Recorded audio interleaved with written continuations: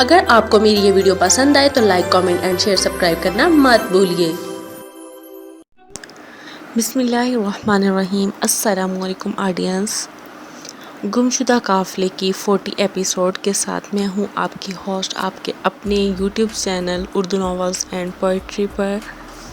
ایک روز یوسف کو سندھ سے احمد خان کا خط ملا۔ اس نے لکھا تھا، یوسف صاحب، یہ کتنے افسوس کی بات ہے، آپ کی خیریت مجھے دوسروں سے معلوم کرنی پڑتی ہے۔ اگر میں نے دہرادون میں آپ کے عزیزوں کے ایڈریس نہ لکھوا لیے ہوتے تو آج تمہارا پتہ کرنے کے لیے مجھے اخبار میں اشتہار دینے پڑتے۔ اتنے بڑے انقلاب کے بعد آپ سے ملنا ضروری ہے، اس لیے میں آپ کا جواب ملتے ہی یہاں سے ایبٹ آباد کی طرف روانہ ہو جاؤں گا۔ منظور احمد نے مجھے بہت سے حالات بتا دیے ہیں، لیکن آپ پر جو گزری ہے وہ میں آپ کی زبانی سننا چاہتا ہوں۔ اپنی بیگم صاحبہ کو میرا سلام اور ننھی شہزادی کو میری دعائیں پہنچا دیجیے۔ خان محمد آپ کو بہت سلام کہتا ہے، آپ کا بھائی احمد خان۔ اگلے روز یوسف اس خط کا جواب لکھ رہا تھا۔ خان صاحب، آپ کے خط کا بہت شکریہ۔ میں 1 مارچ کو لائل پور اور اس کے بعد لاہور جا رہا ہوں۔ میرے خاندان کے بیشتر لوگ لائل پور آباد ہوئے ہیں۔ وہاں انہیں جن کا مسائل کا سامنا ہے، ان کی وجہ سے مجھے بار بار لائل پور جانا پڑتا ہے۔ پہلا مسئلہ تو یہ تھا کہ جو زمین الاٹ ہوئی تھی، اس کے سکھ مالک کے مکان پر ایک غیر متعلقہ خاندان نے قبضہ کر لیا تھا۔ اتفاق سے ضلع کے ایس پی اور ڈی سی میرے نام سے واقف تھے۔ میں ان کے پاس یہ معاملہ لے کر پہنچا تو انہوں نے بڑی مستعدی سے کام لیا۔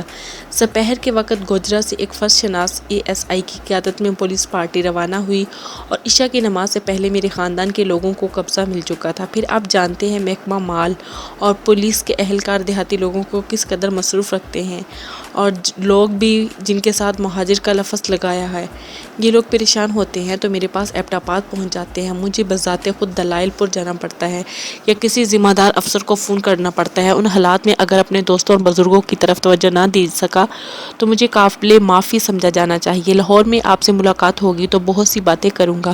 میں عام حالات میں عبدالعزیز صاحب کے پاس جایا کرتا ہوں، لیکن آپ کی سہولت کے لیے میں عبدالکریم صاحب کا ایڈریس بھی لکھ رہا ہوں۔ انہوں نے صاحب سے اپنے نئے جنگلے بنوائے ہیں، انہیں کسی معزز مہمان کا انتظار رہتا ہے۔ میں دونوں ایڈریس کا لکھ رہا ہوں۔ آپ روانہ ہونے سے پہلے مجھے میاں عبدالکریم کے پتے پر تار بھیج دیجیے گا۔ آپ کا بھائی یوسف۔ فروری کے آخری ہفتہ خوب بارش ہوئی اور ایبٹ آباد میں کبھی کبھی برف بھی گرتی رہی، لیکن 23 فروری کے بعد آسمان صاف ہو گیا۔ 1 مارچ کو یوسف، فہمیدہ، نسرین، امبرین اور ڈاکٹر جمیل گاڑی کے ایک ریزرو ڈبے میں سوار رہے تھے۔ راستے کے بعض اسٹیشنوں کے بک اسٹالوں پر یوسف کی نئی کتاب کی جلدیں کرینے سے لگی ہوئی تھی اور جگہ جگہ یوسف کی تصویر کے ساتھ نئی کتاب کے پوسٹر لگے ہوئے تھے۔ یوسف اور فہمیدہ ایک بک اسٹال کے سامنے کھڑے تھے۔ ایک نوجوان لڑکی نے غور سے پوسٹر کی طرف دیکھا اور پھر ایک کتاب خرید کر یوسف کو پیش کرتے ہوئے کہا، جناب، اگر میں غلطی پر نہیں ہوں تو آپ یوسف صاحب ہیں۔ اگر تکلیف محسوس نہ کریں تو اس کتاب پر اپنا آٹوگراف لکھ دیں۔ یوسف نے کتاب پکڑ کر کھولی اور اندر پہلے صفحہ پر اپنا نام لکھنے کے بعد بولا، محترمہ، جب کسی کو کوئی اچھا موقع ملے تو اسے پورا فائدہ اٹھانا چاہیے۔ میرا خیال ہے کہ اگر اس کتاب پر میرے ساتھ میری بیوی کا آٹوگراف بھی ہوتا تو اس کی اہمیت بڑھ جاتی۔ جی، آپ کی بیگم صاحبہ آپ کے ساتھ سفر کر رہی ہیں۔ میرا خیال تھا کہ آپ ذہین لڑکی کو پلیٹ فارم پر ایک نگاہ ڈالنے کے بعد انہیں پہچان لینا چاہیے تھا۔ لڑکی نے چونک کر فہمیدہ کی طرف دیکھا اور اس کی دونوں ہاتھ بڑھاتے ہوئے کہا، معاف کیجیے بہن، مجھے معلوم نہ تھا کہ یوسف صاحب پر اللہ نے کتنے احسان کیے ہیں۔ اگر میں کسی اور جگہ آپ کو دیکھتی تو شاید میرے دل میں یہی خیال آتا تھا کہ یوسف جیسے مصنف کی رفیقہ حیات ہونا چاہیے تھا۔ اس سے پہلے مجھے معلوم نہ تھا کہ بعض اوقات سپنے بھی حقیقتیں بن کر سامنے آ جاتے ہیں۔ یوسف مسکرایا، محترمہ، شاید ہمارے عزیزوں کو یہ معلوم ہو گیا تھا کہ ہم پر کوئی سپنا دیکھ چکے ہیں اور یہ دعا کیا کرتے تھے کہ ان بے وقوف اور ناسمجھ لوگوں کے تمام سپنے حقیقتوں میں تبدیل ہو جائیں۔ لڑکی بولی، یہ سب کچھ ٹھیک ہے، لیکن ایک بات میں آپ کے پبلشر نے عقلمندی کا ثبوت نہیں دیا۔ آپ کے ساتھ آپ کی بیگم صاحبہ کی تصویر ضرور آنی چاہیے تھی۔ بیگم صاحبہ کبھی اس بات کی اجازت نہ دیتی۔ اگر میں بیگم صاحبہ کے پاس پڑوس میں ہوتی تو وہ کبھی اعتراض نہ کرتی۔ آپ کہاں جا رہے ہیں؟ ہم لاہور جا رہے ہیں۔ لڑکی بولی، میں وزیر آباد سے آپ کے ساتھ سفر کروں گی اور وہاں سے سیالکوٹ کی گاڑی پر سوار ہو جاؤں گی۔ جب گاڑی وزیر آباد سے نکل رہی تو امبرین بولی، بھائی جان، وہ آفت کون تھی؟ میں اس کے متعلق فہمیدہ سے زیادہ نہیں جانتا۔ مجھے معلوم ہے کہ انسان کو زندگی میں کئی آفتوں سے واسطہ پڑتا ہے، لیکن جہاں تک میرا مسئلہ ہے مجھے اطمینان ہے کہ فہمیدہ ہر بلا کے سامنے میری مضبوط ترین ڈھال ہے۔ نسرین بولی، بھائی جان، آپ بھی تو آپا جان کی ڈھال ہے نا؟ پھر امینہ کی دعوت شروع ہو جاتی ہے۔ پھر ایک دن لاہور میں امینہ کی دعوت پر شہر کی پڑھی لکھی خواتین عبدالکریم کی کوٹھی کے وسیع لان میں شامیانوں کے نیچے جمع تھی۔ ان میں سے بعض کالجوں کی پروفیسر اور استانیاں تھیں، 2 پرنسپل اور 11 مختلف کالجوں کے پروفیسرز بھی اگلی قطاروں میں بیٹھے ہوئے تھے۔ امینہ نے اسٹیج پر جا کر اعلان کیا، معزز خواتین اور حضرات، ہم بہت دیر سوچنے کے باوجود یہ فیصلہ نہیں کر سکے کہ اس مجلس کی جو ملک کے نامور ناول نگار یوسف صاحب کی خدمات کو خراج پیش کرنے کے لیے منعقد ہوئی ہے، صدارت کس کو سونپی جائے۔ اب میری بہنوں نے متفقہ طور پر فیصلہ کیا ہے کہ جناب یوسف صاحب اپنی پسند کی صدر کو بذات خود اسٹیج پر لے آئیں گے۔ یوسف صاحب حیران سا ہو کر کھڑا ہو گیا، پھر اس نے حاضرین کی طرف دیکھا اور تیسری قطار میں بڑھا جہاں بلقیس اور عبدالعزیز بیٹھے ہوئے تھے۔ اس نے ان کے قریب جا کر بلقیس کی طرف ہاتھ بڑھاتے ہوئے کہا، آئیے چچی جان بیٹا۔ وہ حیران ہو کر پوچھنے لگی، تم میرا مذاق اڑاؤ گے؟ یوسف نے بڑی مشکل سے اپنے آنسو ضبط کرتے ہوئے کہا، چچی جان، میری زندگی میں اور میرے بعد بھی آپ کا کوئی مذاق نہیں اڑائے گا۔ بلقیس نے جھجکتے ہوئے اس کا ہاتھ پکڑ لیا اور اس کے ساتھ چل پڑی۔ یوسف نے اسے کرسی صدارت پر بٹھاتے ہوئے کہا، معزز خواتین اور حضرات، آج اس جگہ پر اس معزز خاتون کو ہونا چاہیے تھا جس نے سب سے پہلے میرے اس دعوے پر یقین کر لیا تھا کہ میں کسی دن ایک ناول نگار کی حیثیت سے پہچانا جاؤں گا۔ وہ معزز خاتون میری والدہ تھی اور جب میں اپنی مناظر سے بہت دور تھا تو وہ میرا ساتھ چھوڑ گئی تھی۔ ان کے بعد بیگم عبدالعزیز صاحبہ نے، جو اس وقت آپ کے سامنے تشریف فرما ہے، مجھے زندگی کا حوصلہ دیا تھا۔ کبھی کبھی میں سوچتا ہوں وہ پیار اور شفقت جس سے میں اپنی والدہ کی وفات کے بعد محروم ہو گیا تھا، قدرت نے اس عظیم خاتون کو منتقل کر دی تھی۔ میں رسمی الفاظ سے ان کے پیار اور خلوص کی توہین نہیں کروں گا۔ میں ان کا شکر گزار ہوں کہ انہوں نے جس کشادہ دلی سے بچپن میں میرے سر پر ہاتھ رکھا تھا، اسی کشادہ دلی کے ساتھ یہاں آ کر بیٹھ گئی ہیں۔ جو لوگ میرے متعلق کچھ جاننا چاہتے ہیں وہ کبھی تنہائی میں اس عظیم خاتون سے گفتگو کر لیا کریں۔ امینہ بولی، اب میں آپ کے سامنے ایک آئینہ پیش کرتی ہوں جس میں آپ کو میرے بھائی خان یوسف کے خد و خال نمایاں دکھائی دیں گے۔ میں فہمیدہ بیگم سے درخواست کرتی ہوں کہ اسٹیج پر تشریف لائیں۔ فہمیدہ ہر مجلس کی طرح یہاں بھی نمایاں دکھائی دے رہی تھی۔ وہ اٹھی اور نسرین کا ہاتھ پکڑ کر اسٹیج پر بلقیس کے ساتھ آ بیٹھی۔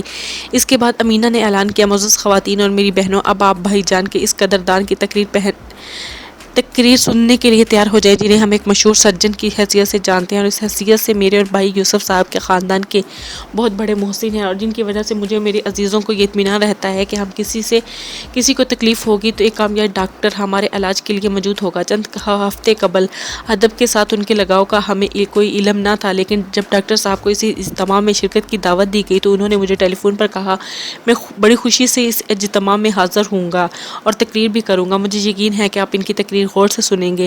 یہ ڈاکٹر کمال الدین ہیں اور ان کی عادت ہے اگر ہسپتال کے کسی ایمرجنسی کے متعلق فون آ جائے تو یہ سارے کام چھوڑ کر بھاگ جاتے ہیں، لہٰذا میں اس خطرے سے بچنے کے لیے محترم ڈاکٹر کمال الدین صاحب کو دعوت دیتی ہوں کہ وہ اسٹیج پر تشریف لائیں اور کسی تمہید کے بغیر تقریر شروع کر دیں۔ انہیں سب سے پہلے اس لیے بلایا جا رہا ہے کہ محترمہ صدر صاحبہ بھی سب سے پہلے ان سے کچھ سننا چاہتی ہیں۔ ڈاکٹر کمال الدین آخری صف سے اٹھا اور اسٹیج پر آ کر بولا، معزز خواتین حضرات، میرے لیے علم و ادب کے موضوع پر تقریر کرنے کا یہ پہلا موقع ہے اور اس کی وجہ یہ ہے کہ یوسف صاحب کو ایک کامیاب مصنف کی حیثیت سے پہچاننے سے پہلے میں صرف ایک ایسے انسان کی حیثیت سے جانتا تھا جو اپنے اندر دوسروں کے لیے ایک غیر معمولی کشش رکھتا ہے۔ ان سے متعارف ہونے سے پہلے میں نے یہ سنا تھا کہ وہ اپنے متعلق مستقبل میں کامیاب ناول نگار بننے کا یقین رکھتے ہیں، لیکن اس ملک میں جو شہرت ان کے مقدر میں تھی اس کا احساس مجھے اس وقت ہوا جب یوسف صاحب زخمی تھے اور ایک گولی ان کے کندھے کی ہڈی کے قریب پھنسی ہوئی تھی اور ان کے سر سے زخم بھی بہت سا خون بہہ چکا تھا۔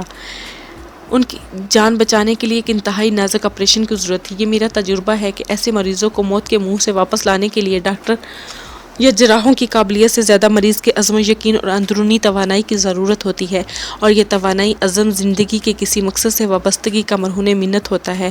مجھے اس بات کی حیرت تھی کہ یوسف صاحب آپریشن کے بعد فوراً ہوش میں آ گئے تھے، اور اس بات پر زیادہ حیرت تھی کہ جب میں نے انہیں ہسپتال سے فارغ ہونے کے 2 ہفتے بعد دیکھا تھا تو مجھے یقین نہیں آتا تھا کہ یہ نوجوان اتنے خطرناک آپریشن سے گزر چکا ہے، اور میں سوچنے لگا آخر وہ کیا جذبہ ہے جو انہیں زندہ رکھ رہا ہے اور اتنے مہلک زخموں سے وہ اتنی جلدی عہدہ برا ہو گئے ہیں۔ یہ سوال کتنا عرصہ میرے سینے میں کلبلاتا رہا۔ پھر یوسف صاحب سے وابستگی مجھے ان کی تصانیف کی طرف لے گئی۔ میں نے ان کی کتابیں پڑھی اور بار بار اس لیے پڑھی کہ ان کے آئینے میں وہ مجھے بلند مقاصد نظر آتے تھے جنہیں یوسف صاحب کو انتہائی تشویقناک حالات میں زندہ رکھا تھا۔ میری دلچسپی کی ایک وجہ یہ بھی تھی کہ میں بذات خود ان ان الملاک حالات سے گزر چکا تھا جن کا سامنا کرنے کے لیے یوسف صاحب قوم کو بروقت بیدار کرنا چاہتے تھے۔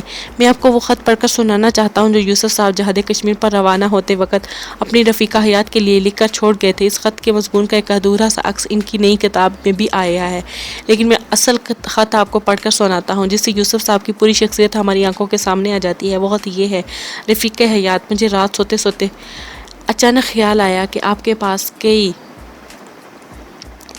لوگ یہ پوچھنے آیا کریں گے کہ ایک کامیاب مصنف جسے دنیا کی تمام خوشیاں حاصل تھی کشمیر کے محاذ پر کیوں چلا گیا؟ میں چاہتا ہوں کہ آپ ایسے لوگوں سے بحث کرنے کی بجائے انہیں یہ خط دکھا دیا کریں۔ یہ ان لوگوں کے لیے ایک پیغام ہے جنہیں ابھی تک یہ احساس نہیں ہوا کہ کشمیر کو ہم ہندوستان کے جارحانہ تسلط سے آزاد کرائے بغیر پاکستان کے خواب کی صحیح تعبیر نہیں دیکھ سکتے۔ ابھی ہندوستان میں مسلمانوں کا خون خشک نہیں ہوا، ابھی تک وہ اس وحشت و درندگی کے مظاہرے دیکھ رہے ہیں جس نے برہمی استبداد کو کوکھ سے جنم لیا ہے۔ انسانیت کے لیے دنیا میں بہت سے خطرناک خطرات پیدا ہوئے ہیں۔ ہمیں سب سے بڑا خطرہ ہندو سامراج سے ہے۔ اس کے زائم کو دائمی شکست دیے بغیر ہم اپنی آئندہ نسلوں کو یہ پیغام نہیں دے سکتے کہ ہم ان گنت قربانیوں کے بعد پاکستان ہی نہیں بنایا بلکہ اس افریت کے جبڑے بھی توڑ دیے ہیں جو اسلامی ممالک کو اپنی شکارگاہ سمجھتا ہے۔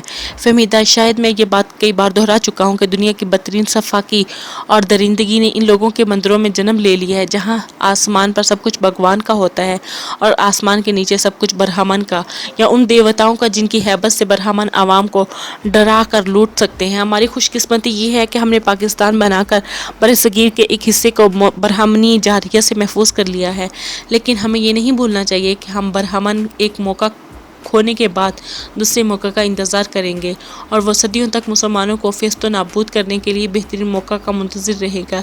ایک ہندو غیر ہندو سے نفرت کے بغیر ہندو نہیں رہ سکتا۔ وہ اگر غیر ہندو سے چھو جائے تو اس کے دھرم کی دولت لٹ جاتی ہے۔ یہ محسوس کرتا ہوں کہ ایک مسلمان کو پاکستان میں زندہ اور آزاد رہنے کے لیے برہمنی استبداد کی پوری تاریخ پر نگاہ رکھنی چاہیے۔ ایک زمانہ تھا کہ آرین فاتحین ہندوستان پر غالب آ گئے تھے، پھر انہوں نے ہندو مت کے نام سے ایسے مذہبی اور اخلاقی ضابطوں کی بنیاد رکھی تھی جس کی وجہ سے وہ مفتوحہ کے قوم کے خلاف ہندو سماج کے نفرت کے جذبات زندہ رکھ سکتا تھا۔ ایک زمانہ وہ بھی تھا جب کہ اچھوت کے کئی قسمیں تھیں۔ ایک وہ تھے جن کے ساتھ چھو جانے سے ہندو برچٹ پہ ہو جاتا تھا۔ اس سے زیادہ حقیر وہ گروہ بھی تھا جسے دیکھنے، جس کی آواز سننے یا جس کا سایہ پڑنے سے برہم کے دھرم کی دنیا تباہ ہو جاتی تھی۔ جنوبی ہندوستان میں ان اچھوتوں کی بے بسی کی داستانیں زیادہ پرانی نہیں ہوئی۔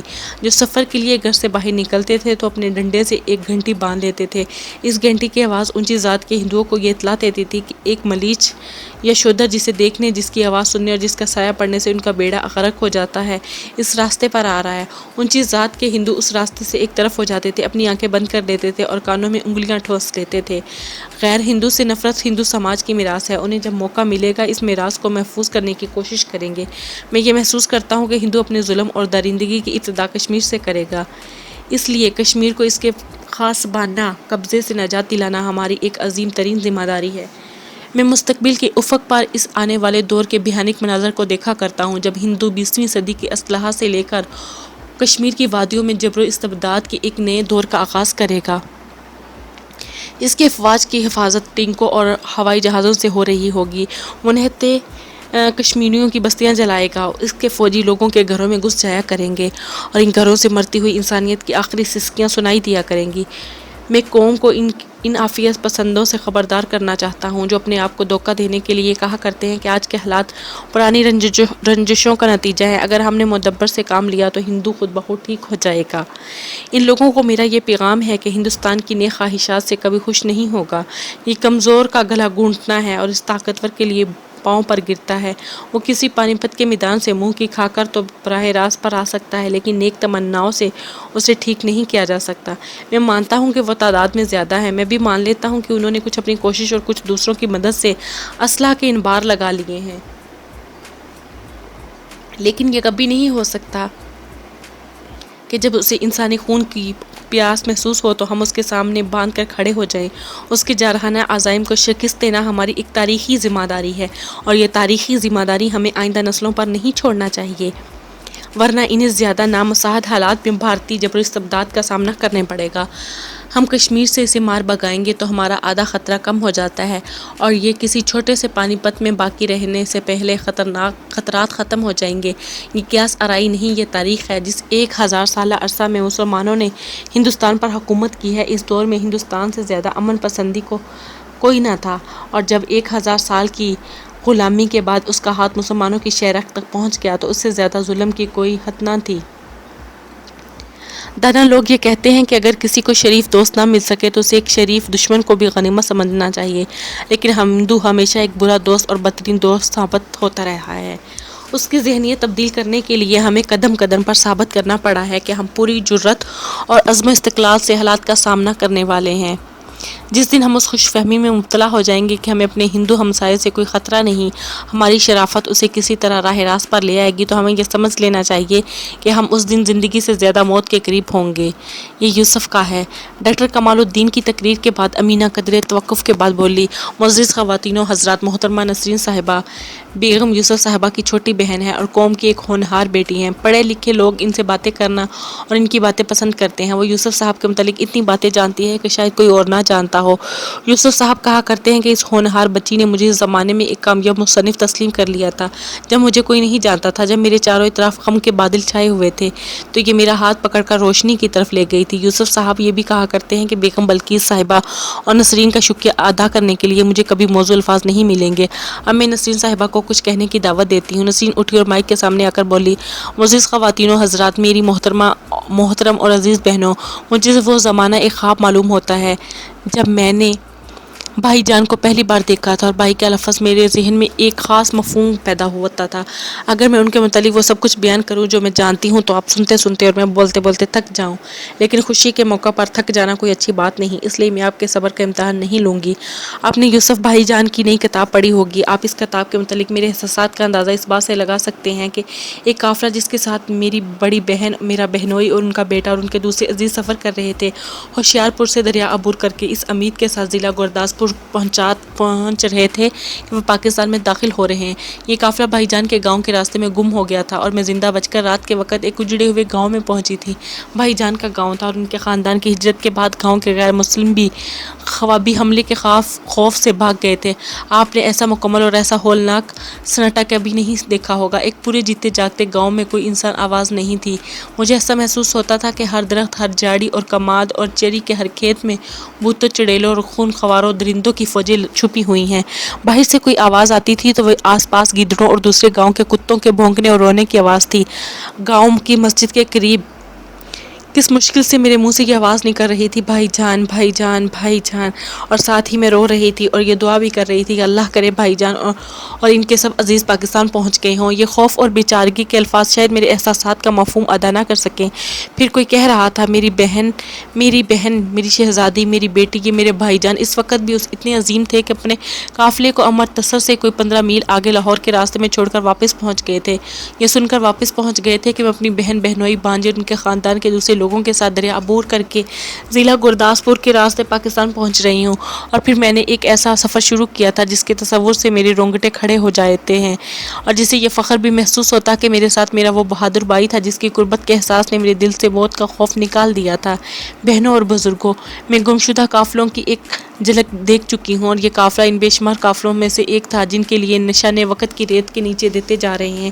میرے خیال میں ہمارے لیے اپنی تاریخ کا بدترین دن وہ ہوگا جب ہمارے دلوں سے ان گمشدہ قافلوں کی یاد مٹ جائے گی۔ میں اس قوم کے دانشوروں، ادیبوں، شاعروں اور افسانہ نگاروں سے اپیل کرتی ہوں، اپنی قوم کو جس نے آگ اور خون کے دریا عبور کر کے پاکستان حاصل کیا ہے، اس کا ماضی یاد دلاتے رہیں۔ میں آپ میں کوئی انتقامی جذبہ بیدار کرنا نہیں چاہتی، لیکن اس بات سے ڈرتی ہوں کہ آپ کہیں اپنے دائمی دشمن کو بھول نہ جائیں اور گرد و پیش سے آنکھیں بند کر کے تباہی کے ان راستوں پر نہ چل پڑیں جو ماضی سے سبق حاصل نہ کرنے والوں کی آخری سزا ہوتی ہے۔ نسرین کے بعد ایک کالج کی پروفیسر، دوسرے کالج کے پرنسپل نے باری باری اسٹیج پر آ کر تقریریں کی، ایک دوسرے سے بڑھ چڑھ کر یوسف کو داد دی۔ بالآخر امینہ اسٹیج پر آئی اور اس نے جھک کر بلقیس کے کان میں کہا، چچی جان، اگر آپ میرے منہ پر تھپڑ نہ مارے تو میں درخواست کرتی ہوں کہ آپ تقریر سے اشعار کے فیصلے پر نظر ثانی فرمائیے۔ حاضرین، ایک ماں سے اس کے عظیم فرزند کے متعلق ضرور کچھ سننا چاہوں گی۔ بلقیس نے یوسف کی طرف دیکھا، مسکرائی اور کھڑی ہوئی۔ چند ثانیے خاموشی سے حاضرین کی طرف دیکھتی رہی، پھر اس نے جھجکتے ہوئے تقریر شروع کی۔ میرے بھائیوں، بزرگوں، بہنوں اور بیٹوں، مجھے ایسا محسوس ہوتا ہے کہ میں خواب دیکھ رہی ہوں۔ اس قسم کی اہتمام میں یہ میری پہلی تقریر ہے، لیکن مجھے امید ہے کہ یوسف کے متعلق کچھ کہتے ہوئے میں ہچکچاہٹ یا خوف محسوس نہیں کروں گی، کیونکہ یوسف صاحب اور خوف ایک جگہ جمع نہیں ہوتے۔ ایک عورت جسے اللہ نے سب کچھ دے رکھا ہو لیکن اولاد نہ ہو تو اسے بدنصیب سمجھا جاتا ہے، لیکن میرے ساتھ ایک واقعہ پیش آیا تھا کہ ایک عظیم خاتون جس نے پہلی ملاقات میں ہی مجھے اپنا گرویدہ بنا لیا تھا، اچانک بیمار ہوئی اور چند گھنٹوں کے اندر اندر اللہ کو پیاری ہو گئی۔ زندگی کے آخری لمحات میں اس نے اپنے بیٹے کے متعلق چند باتیں کی تھی اور مجھ سے وعدے لیے تھے، پھر وہ چلی گئی اور میں نے یہ محسوس کیا کہ وہ جن کی وفات پر ہم کسی دن روتے رہے ہیں، میرے دل میں اپنے ہونہار بیٹے کا پیار چھوڑ گئی ہے جو اس دنیا میں خوشیاں تقسیم کرنے آیا ہے۔ اس کے بعد مجھے کبھی یہ محسوس نہیں ہوا کہ میری دنیا میں کسی چیز کی کمی ہے۔ ہمیں بہت قریب سے دیکھنے والے میری کسی کوتاہی پر نکتہ چینی کر سکتے ہیں، لیکن یوسف جو مجھے چچی جان کا کہا کرتا ہے، اس کی فرما برداری اور سعادت مندی کے متعلق مجھے کبھی معمولی شکایت بھی نہیں ہوئی۔ مجھ سے پہلے میرے میاں نے اسے انتہائی خطرناک ڈاکوؤں کو باندھ کر تھانے پہنچاتے ہوئے سنا تھا۔ میری چھوٹی بھتیجی نسرین، ان کی نانی جان نے اس کی رفاقت میں انتہائی مشکل سفر کے دوران اس کی غیرت اور جوان مردی کے ناقابل فراموش مظاہرے دیکھے تھے۔ سفر کے دوران وہ غلطی سے اپنی پہلی تصنیف کا مسودہ گاڑی میں بھول گیا تھا۔ نسرین بہت چھوٹی تھی لیکن اس میں اتنی سمجھ تھی کہ اس کا بیگ اٹھا کر گھر لے آئی اور مسودہ سنبھال کر رکھ لیا۔ اس کی بڑی بہن فہمیدہ، جسے آپ بیگم یوسف کی حیثیت سے جانتے ہیں، اس ملک کی پہلی لڑکی تھی جس نے یہ مسودہ بار بار پڑھنے کے بعد یوسف کے تابناک مستقبل کی پیش گوئی کی تھی اور ہمارا سارا خاندان یوسف سے متعارف ہو گیا تھا۔ میری بہنوں، میری تعلیم واجبی سی ہے، اس لیے میں آپ کو اس سوال کا جواب نہیں دے سکوں گی کہ مصنف کی حیثیت سے یوسف کیسا ہے، کیونکہ یوسف کے متعلق مجھے صرف ایک ماں کے ذہن میں سوچنے کی عادت ہو گئی ہے۔ اس جگہ اگر کوئی یہ پوچھے کہ یوسف کیسا بیٹا ہے تو میرا جواب یہ ہوگا کہ شہر کی تمام مائیں اگر اپنے بیٹوں کے ساتھ اس جگہ جمع ہو جائیں تو مجھے یہاں ہر بیٹے ہر پیار آئے گا۔ وہاں میں یہ بھی کہوں گی کہ میرے یوسف جیسا کوئی نہیں اور میری طرح آپ سب کی دعاؤں کی ضرورت ہے۔ بلقیس کی آنکھیں پرنم ہو چکی تھی، وہ دوبارہ کرسی پر بیٹھنے کی بجائے اسٹیج سے اترنے لگی تو یوسف نے جلدی سے آگے بڑھ کر سہارا دیا اور پھر خواتین اور نوجوان لڑکیاں آگے بڑھ بڑھ کر اسے گلے لگا رہی تھی۔ ایک خاتون نے کہا، محترمہ، آپ نے قصر نفسی سے کام لیا ہے، کوئی ماں اپنے بیٹے کے متعلق اس سے بہتر تقریر نہیں کر سکتی۔ بلقیس نے اپنے آنسو پونجھتے ہوئے کہا، نہیں بہن، ایک ماں ایسی تھی جو تقریر کے بغیر آپ کو اس سے زیادہ متاثر کر سکتی تھی، جو نزع کی حالت میں بھی یوسف کا نام پکار کر سننے والوں کو رلا سکتی تھی۔ جب بلقیس کے گرد عورتوں کا ہجوم ذرا کم ہوا تو عبدالعزیز نے آگے بڑھ کر اسے کرسی پر بٹھاتے ہوئے کہا، بلقیس، مجھے معلوم نہ تھا کہ یوسف کے اثرات کہاں تک پہنچ سکتے ہیں۔ تمہاری تقریر سن کر مجھے شدت کے ساتھ زندگی کی راحتوں کا احساس ہوا جو ہمارے گھر یوسف کے ساتھ آئی ہیں۔ بلقیس بولی، جناب، میں آپ کی لاڈلی بھتیجی سے بھی بہت متاثر ہوں۔ یہ اس کے الفاظ تھے کہ بعض لوگ دنیا میں خوشیاں تقسیم کرنے کے لیے آتے ہیں۔ نسرین جو ان کے قریب کھڑی تھی وہ بولی، چچی جان، بھائی جان کے متعلق میری کوئی بات یاد نہیں رہی آپ کو؟ بلقیس نے پیار سے اس کے سر پر ہاتھ رکھتے ہوئے کہا، بیٹی، تمہاری ہر بات میرے دل پر نقش ہے اور ہر بات کے لیے ہر جگہ موزوں نہیں ہوتی، لیکن اگر تم خوش ہو سکتی ہو تو میں دوبارہ اسٹیج پر جانے کے لیے تیار ہوں۔ امینہ بولی، نہیں خالہ جان، اس کے لیے کئی موقع آئیں گے۔ فہمیدہ بھی تو ایک کتاب لکھ رہی ہے جس میں اس کی ننھی بہن کا ذکر بار بار آتا ہے اور شاید میں بھی کسی دن لکھنا شروع کر دوں۔ نسرین بولی، آپا جان، خدا کے لیے ضرور لکھیں، میں آپ کی مدد کر سکوں گی اور بھائی جان بہت خوش ہوں گے۔ کمال الدین کا سفر اور واپسی۔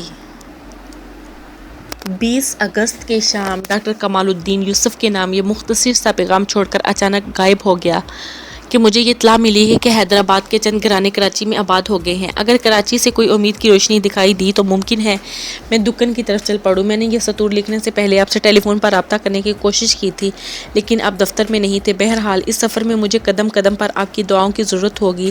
یہ گھر چھوڑتے ہوئے مجھے اس بات کا ملال ہے کہ میں اپنے محسن کے ساتھ بات نہیں کر سکا۔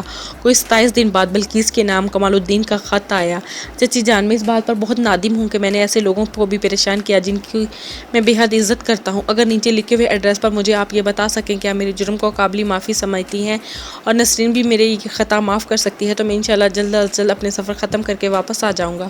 آپ کی طرف سے جواب نہ آنے کا مطلب یہ ہوگا کہ میں جس جنت سے بھاگ آیا تھا اس کا دروازہ میرے لیے بند ہو گیا ہے۔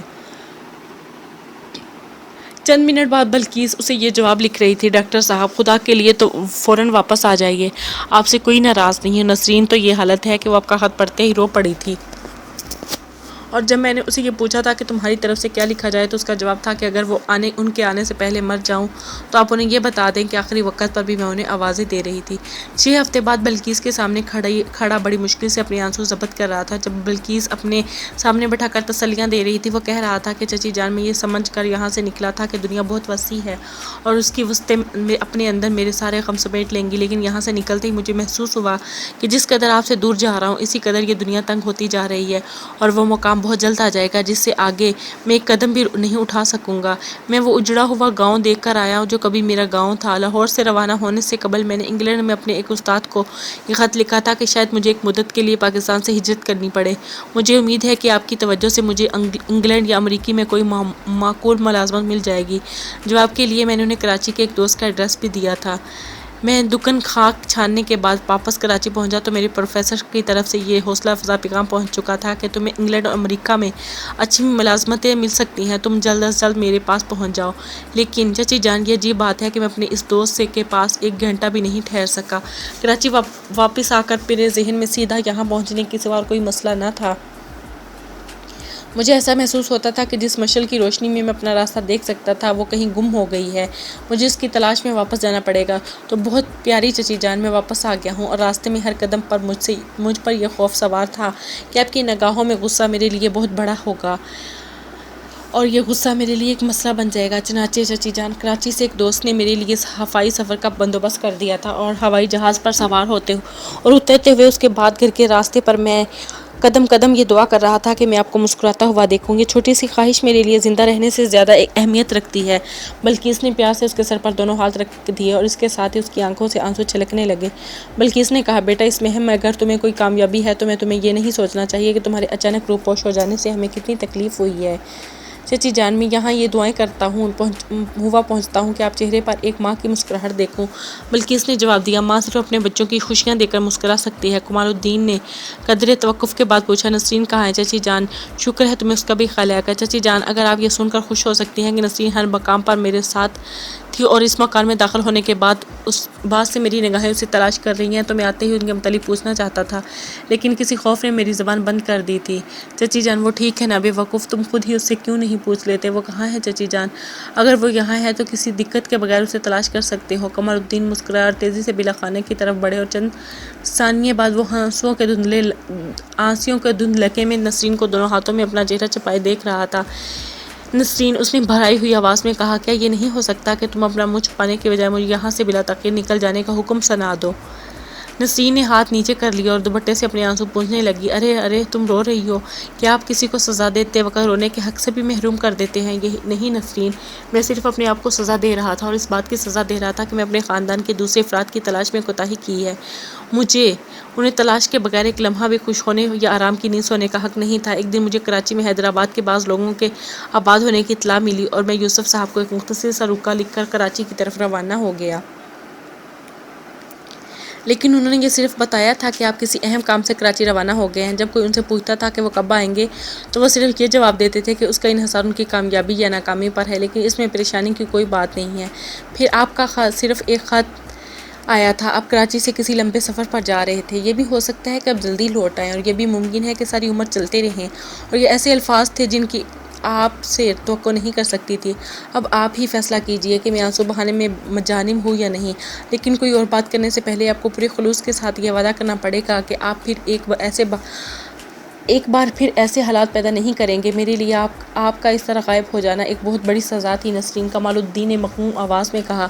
میں بہت شرمسار ہوں اور میں یہ وعدہ کرتا ہوں کہ آئندہ آپ کی اجازت کے بغیر گھر سے ایک قدم بھی باہر نہیں جاؤں گا۔ اب مجھے باہر جانے کے تصور سے خوف آتا ہے۔ دبے دبے قدموں کی آہٹ کے بعد بلقیس آواز سنائی دی، بیٹا تم جو کچھ کہنا چاہتے ہو وہ نسرین سمجھ گئی ہے۔ تمہیں مجھ سے یہ وعدہ کرنا پڑے گا کہ نسرین کبھی غصے کی حالت میں اگر کبھی کہہ دے کہ تم باہر نہیں جاؤ گے۔ نسرین بولی، میں غصے کی حالت میں بھی ان کے ساتھ کچھ نہیں کہہ سکوں گی۔ یوسف نے نیچے سے آواز دی، چچی جان نسرین۔ بلقیس نے جھانکتے ہوئے کہا، بیٹا اوپر آ جاؤ، کوئی تمہارا انتظار کر رہا ہے۔ یوسف بھاگتا ہوا اوپر پہنچا، اس نے دونوں ہاتھ پھیلا کر کمال الدین کو گلے لگا لیا۔ بلقیس بولی، ہم نے ڈاکٹر صاحب سے یہ وعدہ لے لیا ہے، وہ ہماری اجازت کے بغیر گھر سے باہر نہیں جائیں گے، اور میرا خیال ہے کہ آپ کو بھی یہ وعدہ کر لینا چاہیے۔ یوسف مسکرایا، نسرین نے بھی یہ وعدہ لے لیا ہے۔ ہاں بیٹا، اصل مسئلہ تو یہی تھا، تو پھر چچی جان مجھے وعدہ لینے کی کوئی ضرورت نہیں، کیونکہ نسرین کا چہرہ دیکھ کر میں اس پر اعتماد کر سکتا ہوں، اور اگر میں اعتماد نہ بھی کروں تو مجھے اطمینان ہے کہ اسے بہت جلد ہی حالات پیش آنے والے ہیں جو مجھے مسوری میں پیش آئے تھے، اور یہ کل اتنے مصروف ہوں گے کہ انہیں سوچنے کا بھی وقت نہیں ہوگا، پھر ان کے ذہن سے ہمیشہ کے لیے یہ بات نکل جائے گی کہ اپنی رفیقہ حیات کے بغیر وہ گھر سے باہر کسی طرح بھی قدم اٹھا سکتے ہیں۔ اگلی شام کمال الدین نے عشاء کی نماز کے بعد ہاتھ اٹھا کر ایک لمبی دعا کرنے کے بعد نسرین سے کہا، نسرین، ہم زندہ ہیں، ہم دونوں زندہ ہیں۔ جی ہاں، لیکن میں یہ محسوس کرتی ہوں کہ میں مر کر دوبارہ زندہ ہوئی ہوں، صرف ایک بار نہیں، کئی بار، اور زندگی کا اس سے بڑا معجزہ کیا ہو سکتا ہے کہ ہم کئی بار مرتے ہیں اور کئی بار زندہ ہوتے ہیں۔ گمشدہ قافلے کی یہ لاسٹ ایپیسوڈ تھی، اس کا اختتام یہیں پر ہوتا ہے۔ اس ناول کی سٹوری بہت ہی مزے کی اور بہت ہی زبردست تھی۔ یہ بہت ہسٹوریکل، تاریخی اور اسلامی سٹوری تھی۔ امید کرتی ہوں آپ لوگوں کو یہ ناول بہت پسند آیا ہوگا، کیونکہ جب بھی آپ اس ناول کو پڑھیں گے تو آپ کو اپنے آباء و اجداد کی قربانیاں یاد آنے لگیں گی، اور آپ کے آنسو نہ چاہتے ہوئے بھی رک نہیں پائیں گے۔ جتنا بھی آپ آنسوؤں کو روکیں گے، آنسو اتنی ہی تیز رفتار سے نکلتے چلے جائیں گے۔ امید کرتی ہوں یہ ناول ضرور پسند آیا ہوگا، کیونکہ جہاں پہ ہمارے آباء و اجداد کی قربانیاں نظر آتی ہیں وہاں ہم خود پر کنٹرول نہیں کر سکتے۔ اسی لیے آپ اس ناول کو ضرور سنیے گا، اور اگر پسند آئے تو کامنٹ باکس میں اپنی رائے کا اظہار کرنا نہ بھولیے گا۔ گمشدہ قافلے کا مقصد اب سمجھ میں آیا جب کہانی اختتام پر پہنچ گئی کہ کیسے قافلے جو تھے گمشدہ ہو گئے، گم گئے، اور ندیوں کی ندیاں خون بہہ گئے، کتنے ہی پیارے روٹھ گئے، کتنے ہی پیارے کبھی مل ہی نہ پائے۔ کیا ایسا وقت بھی آتا ہے انسان پر کہ وہ اپنوں کو بھی نہ قبر نصیب ہو سکتی ہے اور نہ ہی کفن نصیب ہو سکتا ہے، یہاں تک کہ ہم انہیں اٹھا کر ایک ہاسپٹل بھی نہیں لے جا سکتے، کیونکہ اس وقت نزاع کا عالم ہوتا ہے، اور وہ عالم ایسا ہوتا ہے، ہمیں لگتا ہے کہ اس وقت جسٹ ہمیں اپنی ہی جان بچانی چاہیے، اس وقت ہمیں سب سے زیادہ اپنی جان سے پیار ہوتا ہے۔ بس اس کہانی کا اختتام یہیں پر ہوتا ہے۔ یہ 11 مارچ 1991 کو کہانی کا اینڈ ہوا تھا۔